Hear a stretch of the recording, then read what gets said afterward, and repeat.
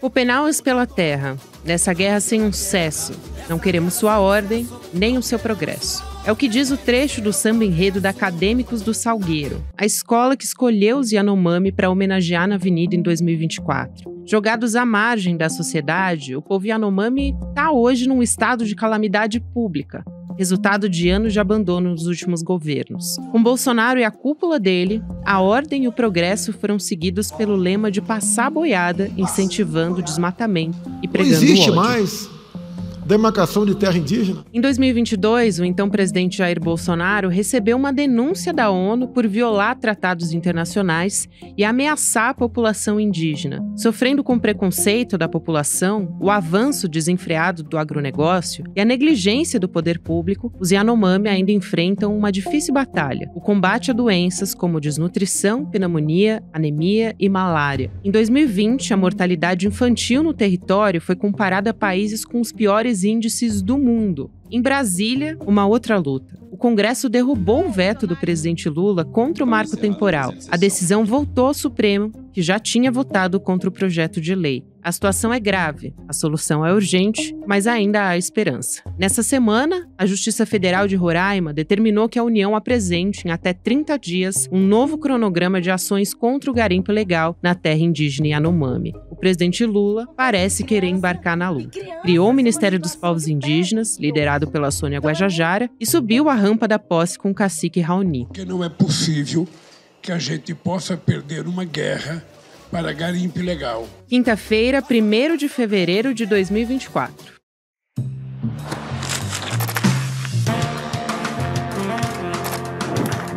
Olá, seja muito bem-vindo, seja muito bem-vinda. Eu sou a Gabriela Varela.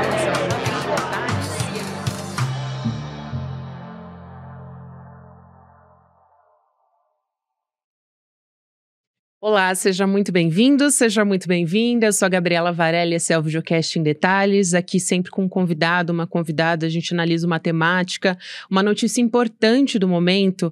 Hoje eu vou conversar com o Dário Copenaua, que é vice-presidente da Rutucara, Associação Yanomami, justamente sobre a situação de emergência que estão agora os povos Yanomami. Dário, muito obrigada por aceitar nosso convite. Seja muito bem-vindo aqui ao ICL em Detalhes também. Prazer falar com você. Boa tarde a todos e para mim é um prazer também. Eu estou aqui à disposição para esclarecer algumas perguntas importantes. É importantíssimo a gente colocar essa questão da mortalidade na nossa pauta, né, Dário? A gente teve um registro do Ministério da Saúde de 308 mortes na terra indígena Yanomami nos 11 primeiros meses de 2023. Esse dado mais recente vai até o dia 30 de novembro, então a gente não está contando aqui os casos de dezembro, mas quando a gente coloca isso em perspectiva, nessas 308 mortes, mais da metade são crianças de 0 a 14 anos, então isso chama muita atenção. 104 eram bebês de só um ano, né, de até um ano de idade, na verdade, mais de um terço dos casos, então, a gente está falando aqui. Então, eu te pergunto, o garimpo continua a ser o principal causador das mortes? E como é que ele retomou com essa força toda? Porque a gente teve, no início do governo Lula, uma força-tarefa para retirar os garimpeiros, um maquinário pesado também do garimpo. O que deu errado nessa força-tarefa, Dário? Bom, em primeiro lugar, é muito importante nesse repercussão, né, sobre os últimos 4 anos, ou os últimos 20 anos, ou 30 anos, como nós da Rutucara Associação Yanomami, principalmente eu sou como um porta-voz do povo Yanomami, que fala sobre a situação do meu povo Yanomami, e não é falta de aviso, isso já quase o mundo inteiro reconhecem nessa situação que nós estamos enfrentando há muitos anos, e isso qualquer cidadãos brasileiros, estaduais, federais, e reconhece tudo isso. Então é importante esclarecer um pouco isso, sobre nesse retorno dos invasores na terra Yanomami. Isso É uma situação muito gravidade. Nos últimos 4 anos, quando aconteceu, a situação agravou bastante. Esses invasores que estão na terra Yanomami não é situação fácil, é uma situação muito complexa, porque hoje as pessoas, as autoridades falam é garimpo estrutural, tem os maquinários pesados e o rei dos cravadeiros e outros maquinários que se chamam dragas, que existem na terra Yanomami. Então, isso uma situação muito agravou bastante, e principalmente são 2 vetores. E quando a causa, a crime ambiental, por exemplo, poluição, os rios são mercúrio, por exemplo, aí surge bastante as doenças, como malária, e como diarreia, e como desnutrição. E também as pais, os mães, ficam doentes quando os invasores ficam perto da sua comunidade. Então, isso é uma grande negligência à saúde indígena, principalmente, para os Yanomami. Então, a causou bastante, e não é causa de problema de garimpo. Tem vários. Por exemplo, tem como prostituição e alcoolismo e mortes de assassinadas pessoas. E também os estupros. Então, vários, sequência, atividade, garimpo ilegal, ele traz vários os problemas na terra Yanomami. Então, isso, e como a gente já falou bastante, as autoridades locais, internacionais e a autoridade nacional. E fizemos bastante o nosso balanço de denúncias, principalmente quase 23 ou 30 denúncias. Já caminhamos para as autoridades internacionais, como o presidente da FUNAI, e como o Supremo Tribunal Federal, como o Ministério da Justiça, e também a Presidência da República do Brasil. E também a gente caminha para o Ministério Público Federal, e essas denúncias já foram encaminhadas para os órgãos fiscalizadores. Então, isso não é falta de comunicação, né? Então, e como a gente fala sobre a situação que estamos enfrentando quase últimos 4 anos, né? E quando o governo anterior era extremamente muito complexo, porque é uma autoridade anti-indígena. Então, isso não diálogo e não tinha compromisso e responsabilidade do governo federal e governo brasileiro. Então, isso uma grande e cicatrizou bastante a situação, é um problema da terra Yanomami, e também é uma causa muito problemática que aconteceu, e isso já caminhamos bastante as documentações para os órgãos do governo. Então, isso era muito difícil e não tinha condições de fazer operações locais. Então, eu falei no dia 21 de janeiro, quando o governo Lula ele sumiu na presidência, na posse dele. Então, quando ele fez queria fazer uma grande operações e queria assim proteger os Yanomami para fazer grande limpeza, retirada dos garimpeiros legais, né? Então, isso ele assumiu como compromissos e para fazer operações locais e operações regionais, né? E na terra Yanomami nós temos 10 milhões de hectares, 2 estados, estado de Roraima, estado do Amazonas, são 30 mil Yanomami e existe no nosso território.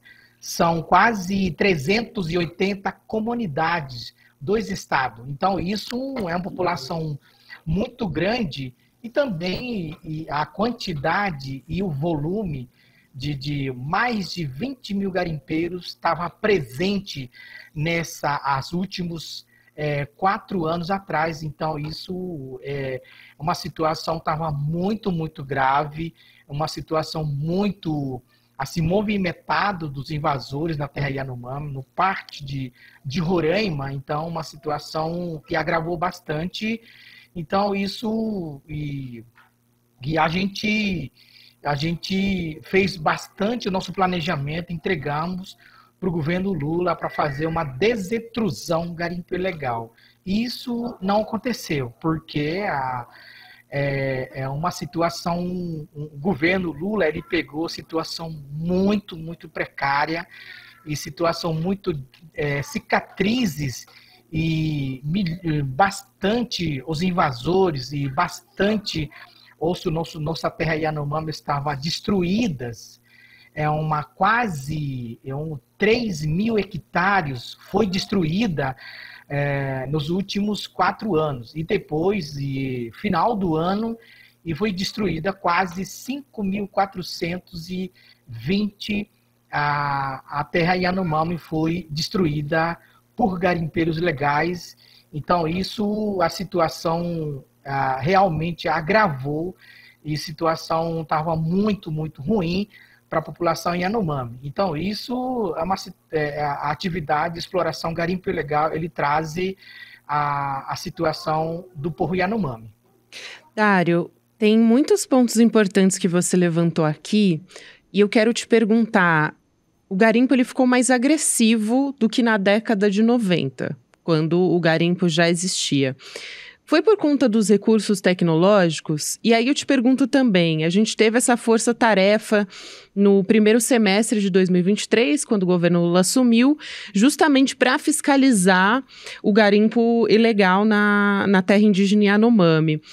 O que aconteceu ali, você acha, no segundo semestre, que acabou permitindo que eles burlassem essas forças de segurança contra o garimpo?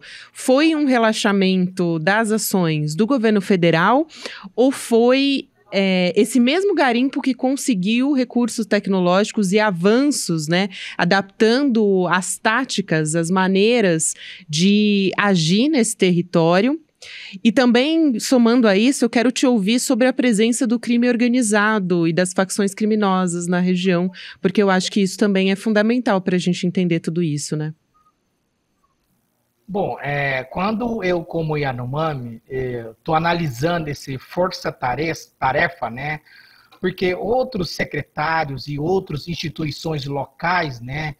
E quando o Lula fez um decreto de proteção à população, especialmente Yanomami e Ecuana, então isso ele fez, como ele é autoridade máximo, ele fez nesse decreto para proteger a população Yanomami. Essa força-tarefa, ele articulou vários seus comandos, seus assessores, então, como Ministério da Defesa, como Ministério da Justiça, e próprio Exército Brasileiro, IBAMA e a FUNAI. Então, isso ele fez uma grande força-tarefa e planejou fazer um bloqueio e proteção um território onde os invasores estão entrando no nosso território, né? Mas quando a gente veja isso, é como esse equipe não foi interessado para fazer essas operações. Quando a gente analisou, por exemplo, o Exército Brasileiro e não quis contribuir e não quis fazer operações junto com a IBAMA, o IBAMA ele cumpriu e como autoridade tomou as decisões para fazer desetrusão e fazer destruição, os maquinários e outros, e os ilícitos que está entrando como drogas, e como cocaína, e como cachaça, e como arma de fogo. Então, isso o IBAMA fez uma contribuição. E forças nacionais também fez algumas contribuições.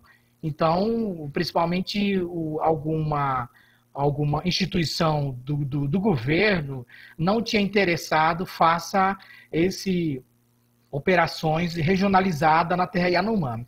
E por razão isso, nessa força-tarefa enfraqueceu. E porque não tinha como policiamento entrou bastante, né? Então a gente calculou mais ou menos esses grupos que fez parte de operações, tinham 60 pessoas que estavam fazendo operações. Isso não é suficiente, porque o Exército Brasileiro saiu fora. pulou outro canto, porque não tinha interesse para fazer e não tinha, assim, obrigação a contribuir e fazer operações no território. Então, isso, nesse parte, falhou bastante isso. Então, por isso aconteceu, e não foi bom nesse operações, né? Mas o IBAMA é uma equipe muito pequena.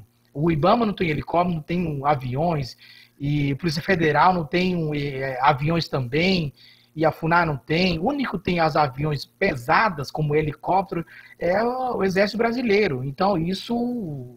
E não tinha, assim, não sumia a compromisso para fazer esse bloqueio à entrada dos garimpeiros legais, né?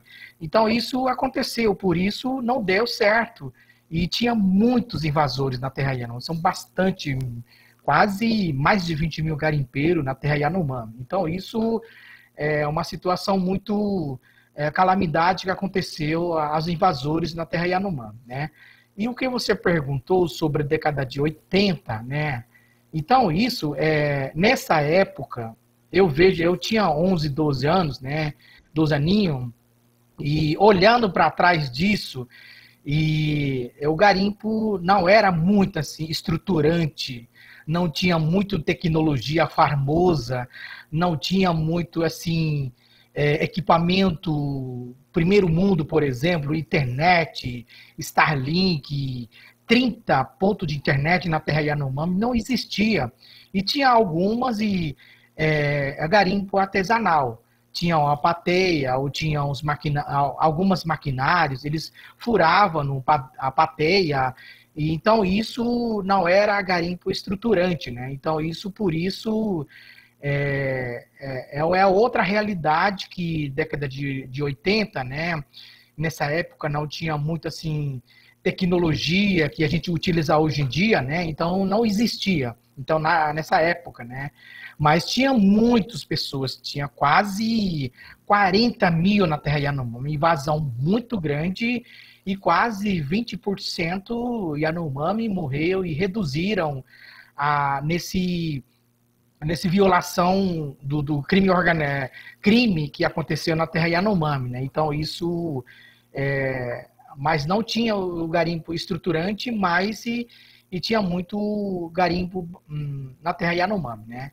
Então, hoje, né, como 2019 a 2023 e 2024, agora garimpo continua lá, né? Então, e hoje é um garimpo muito famoso, né? E principalmente hoje, garimpo está ligado a vários supermercados. Por exemplo, supermercado, empresa, empresários, dono de supermercado, dono de joalhereira, o dono de mercado, ou de Banco Mundial, o dono dos deputados, senadores, até o presidência e outras instituições do governo, e esses garimpeiros são ligados fortemente e bastante recurso e bastante dinheiro.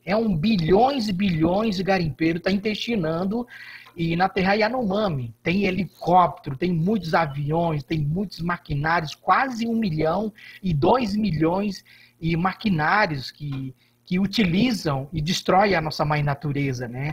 E também os dragas são quase 5 milhões e rede dos cravadeiros são quase 2 milhões, é muito, muito dinheiro, está ligado na Terra Yanomami. Hoje é garimpo que se chama garimpo estrutural, garimpo industrial, que hoje está acontecendo na Terra Yanomami. Dário, você chamou atenção também na sua fala sobre a questão do Exército.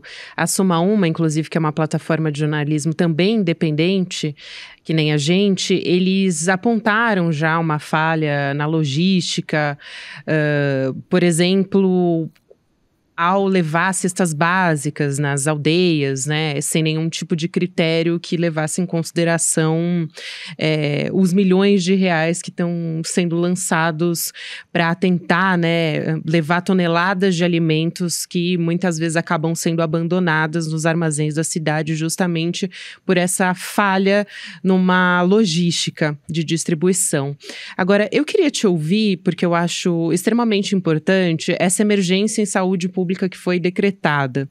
E você, no dia a dia, como uma das principais lideranças indígenas, inclusive do povo Yanomami, você acha que houve uma ampliação, pelo que você observa, no atendimento nas unidades de saúde e nas terras indígenas? Como que você tem acompanhado isso e quais são os principais casos que você acompanha? Porque pela mídia as pessoas sabem de casos de desnutrição, de pneumonia, anemia, enfim. Quais são os casos mais comuns e os relatos assim que mais te marcam enquanto você faz a sua atuação no dia a dia na sua comunidade?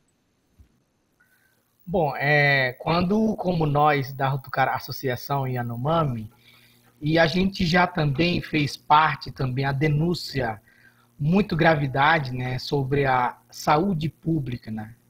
Na terra Yanomami nós temos saúde Yanomami, Distrito Sanitário Especial Yanomami e Ecuana existe, quase 20 anos existe 34 distritos sanitários especiais que presta serviço público, especialmente para populações indígenas, né?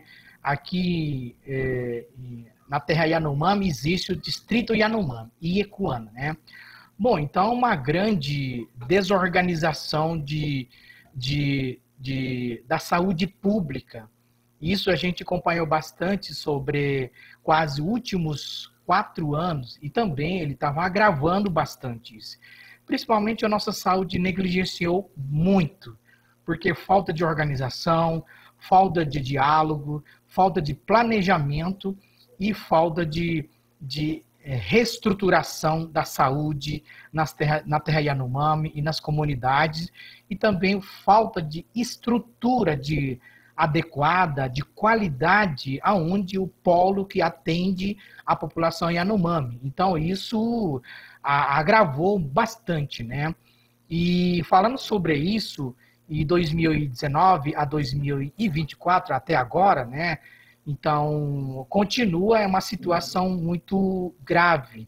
E outros polos, né, e outras comunidades, e outras regiões estão bastante sofrendo, e porque isso é uma falta de gestão para gerenciar a saúde pública, a saúde Yanomami. Então, isso agravou muito, né? E como as autoridades, como o presidente da República do Brasil, Lula, ele fez um decreto de emergência. Esse decreto de emergência, ele articulou várias seus equipes, como Médicos Sem Fronteira, EDS, e como outro Fiotec, e o COI regional, COI nacional, e Forças Nacionais, e o Exército acompanhou um pouco isso, né? A saúde, população Yanomami. Então, isso vários outras instituições que faz parte, assistência da saúde, e também presta serviço de saúde público. Então, isso várias pessoas que eles se queria apoiar, né? Mas como nós avaliação Yanomami, a gente avaliamos apagadores de fogo entrou na terra Yanomami, mas não entrou na terra Yanomami. Essas equipes ficaram em Boa Vista, na CASAI, na Casa de Saúde Índio, em Roraima. Quase 30 pessoas que estavam aí, mas as outras equipes não entrou na terra Yanomami, onde é um problema, é uma situação que estava muito, muito precária, e as pessoas não entrou. Então, isso, outro problema que aconteceu, e como o presidente da República, ele não chamou nós Yanomami, não dialogou com os Yanomami, a gente pontaria quais comunidades são mais frágeis, quais comunidades são mais vulneráveis, aonde nunca chegou assistência da saúde e a outras comunidades, né? Então, então, Lula estava querendo proteger a população Yanomami, né? O que você perguntou isso, e falei anteriormente, tinha 2 vetores: garimpo ilegal e também abandono à saúde Yanomami, quando o outro governo passado abandonou a saúde, deixou as nossas crianças morrerem, porque não tinha apoio de proteger a população Yanomami. Isso é uma grande genocídio que aconteceu isso. A população Yanomami uma grande... a gente morreu bastante, o que você mencionou anteriormente, né, como debate, né, sobre quase 308. Então, não é isso, não é esses matemática, não é. Isso é mais. As crianças morreram bastante, idosos, jovens e crianças recém-nascidas morreram bastante. Isso e não é matemática, isso não é assim contagem do Sistema Único de Saúde, principalmente a Distrito Yanomami, descontrolou para fazer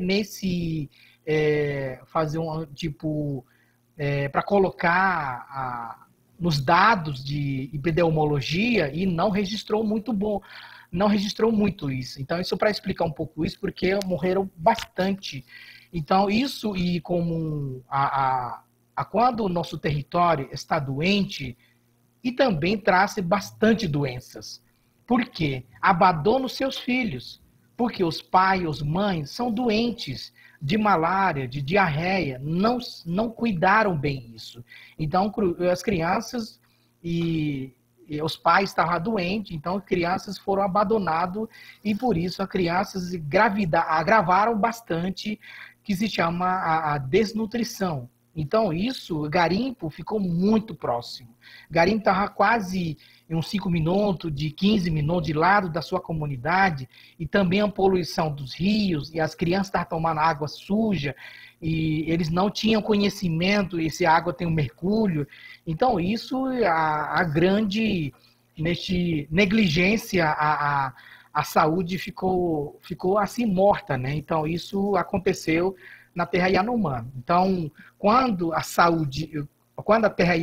nossa terra está protegida, por exemplo, quando não tem invasão e não tem nenhuma cicatriz de invasores, né, as crianças não vão adoecer, né? Aí cresceu muito como malária, diarreia, que eu falei um pouco isso, né? Então, isso aconteceu, por isso, nesse grande...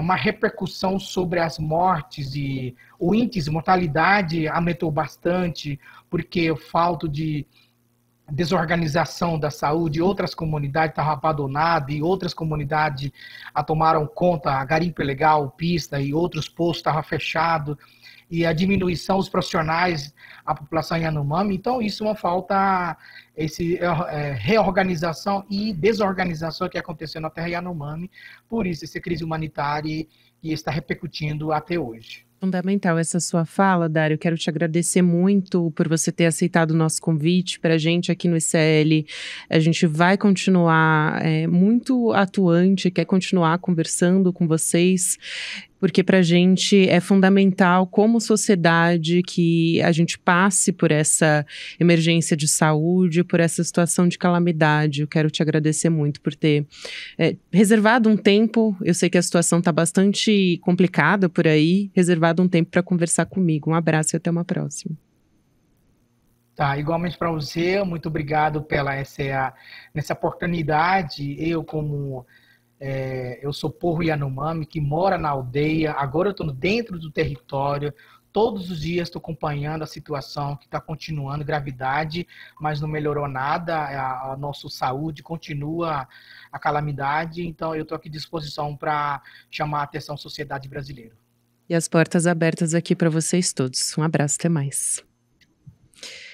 O Videocast em Detalhes fica por aqui. O próximo episódio vai ao ar às 10h30 da manhã. Antes de encerrar esse episódio, eu queria lembrar você que está me acompanhando pelo YouTube que vai ter o replay do Mapa da Mina agora em 2024. No ano passado, em 2023, o Eduardo Moreira acertou todas as previsões. Nesse ano, 2024, no último domingo, ele também fez a nova previsão dos investimentos do mercado financeiro para 2024.